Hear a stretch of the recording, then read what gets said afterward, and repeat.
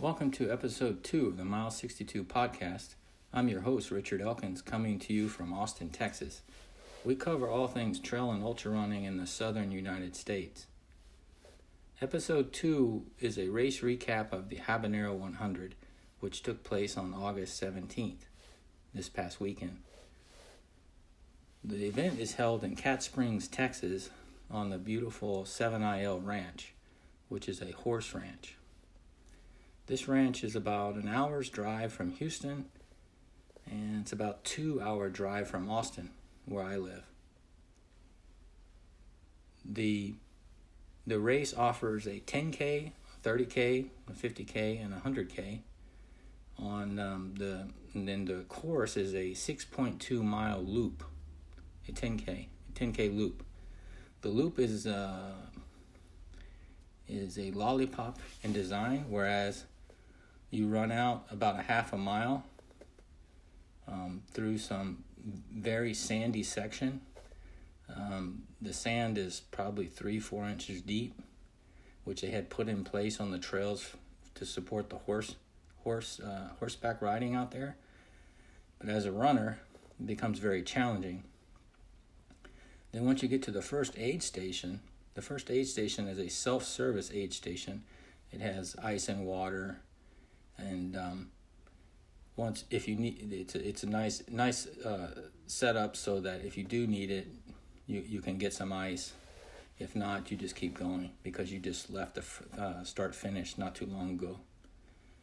You make a right turn, and the course starts basically you're following a large lollipop, and you will go through some wooded sections, but most of the course is not shaded, which adds to the difficulty of the race. You will go through some cow pastures, a lot of single track, and then on the backside around mile 4, you will see a large aid station, which is one of the 3.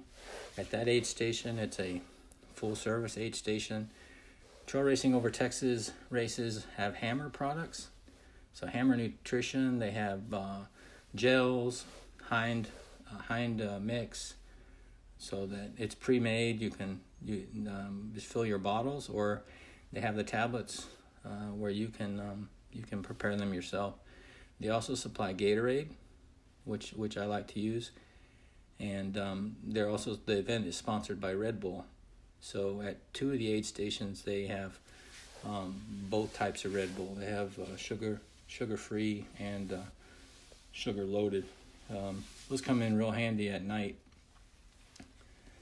Then the course continues. It goes up some slight, not too tough hills. I think the elevation profile is just a few hundred feet through the whole course. I like to say it's a pretty flat course, but there are some sections due to the heat you do want to hike.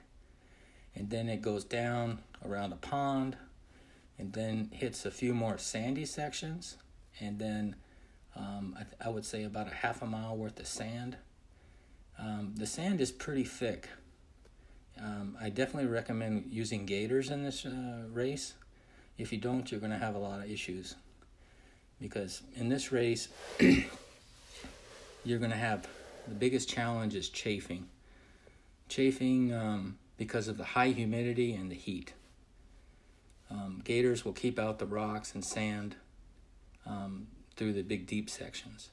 The single track and the other parts of the course is fairly smooth. There's no technical sections, which is nice. And then the trail makes it around the loop, and then you pass by that first aid station again, where the stem of the lollipop starts, and then you follow it back around along the fence line, and then you make your way into the start finish. You go through the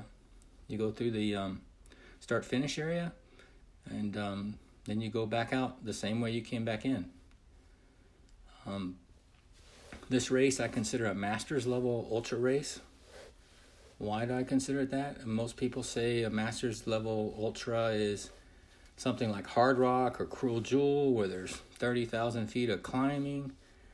This race is a master's level ultra race, in my opinion, due to the heat. This race starts at high noon, 12 noon, and the last 2 years, I ran it last year and this year, the temperature was 101, but with the heat index, people were saying it's probably around 110. The humidity had to be near 90%. I've run races like Javelina, which are very hot, but I didn't experience any major chafing issues. Last year, I did the 50K. I had a little bit of chafing, but this year I was really devastated with chafing. I made it through the race, and I was very well lubed up.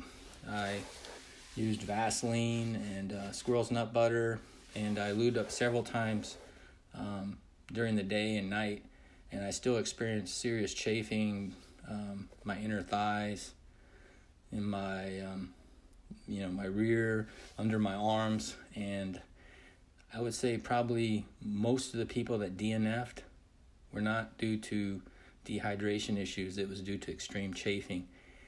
They had several sports trainers there doing a great job. People were taping themselves up for the chafing. They would tape on one side and then tape on the other side, so you'd have two tape running together. I was challenged with bad stomach on the first couple of laps in the heat. I spend about 20 minutes at one aid station. I drink some ginger ale and try to eat some more real food, and eventually my stomach came back around the third or fourth lap. I had been using some Hammer Perpetuum and also some goo chews, which I use in training, but the extreme heat really challenged me, and it took me probably 3 or 4 laps before I could get my stomach back. And I spoke with many people having the same issue. So this race is very important to make sure that you have your hydration really dialed in. I typically fill a little bit about my equipment. I was wearing my Nathan pack, and I was filling it full of ice water, and I would carry one Nathan Big Mouth bottle, which I was filling up with Gatorade or Hind at every aid station. So I was constantly trying, especially during the daylight hours. In Texas, it got dark around 8 o'clock, so we had 100 degrees for about 8 hours, and then the temperature started to go back down. But you had to stay very hydrated. I ran into some runners and looked at the results after the race. Some runners DNF'd after the first lap. I remember going out on the first lap, and a lady was coming back. No, I was going out on my second lap, and the lady was running the 30K, and she was going the wrong direction. I asked her, "Did you need some help?" She says, "No, I'm quitting. I'm going back." I was really surprised because it was so early in the race. Rob, the race director, does a real good job at this race.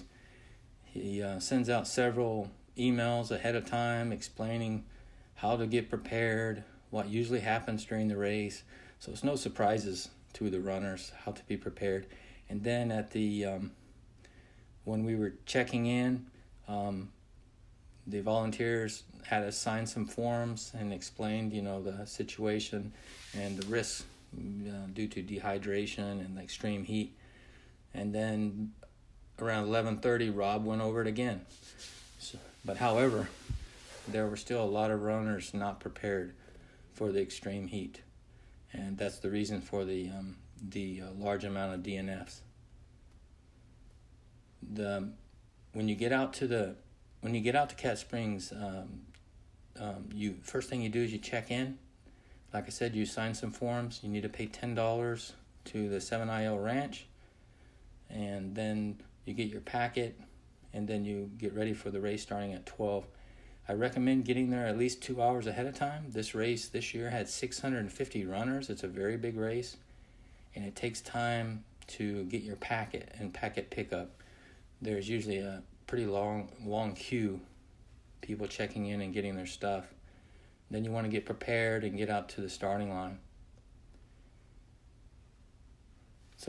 my brother finished the 50K, and he spent a lot of time with the sports trainers and witnessed a lot of carnage. There were runners coming in with bad feet, had to get taped up. One funny story, one runner came in and asked the sports trainers to tape his private parts. Of course, they started laughing and said, we'll give you the tape and you can tape them yourself. But that's how bad the chafing was. People were, you were getting severe chafing in areas that normally you don't get chafed in. Generally the risk is in your inner thighs or under your arms. And in my case, I was well prepared for that with squirrel's nut butter and Vaseline, but I still ran into severe chafing. My brother used trail toes, and he had less chafing than me. He didn't put it only on his toes; he used it under his arms, everywhere. So I'm considering trying that on in my next race. Just one note: I'm not sponsored by any of these brands that I'm mentioning. I'm just giving you my honest opinion and how they work for me and how they work for my brother, which is also an ultra runner.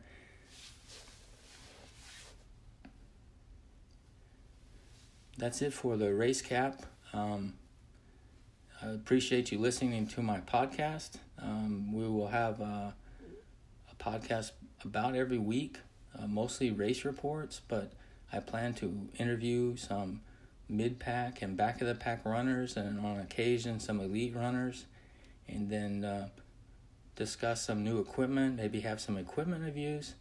If you'd like to follow me on social media, my Twitter handle is runner RWE, and you're welcome to join our Mile 62 Strava Club. We will post local runs in the Austin area and also meetups at races that we participate in. My next race is J&J, which is a Tejas Trails race. That's in Camp Eagle, which is where they held the Bandera race earlier this year in January. That is near Kerrville, Texas. And then in October, my brother and I plan to be at Javelina in Phoenix. And we will be posting more information later, but we would love to meet up with you if you're in the area. Thank you for listening, and stay tuned. Bye-bye.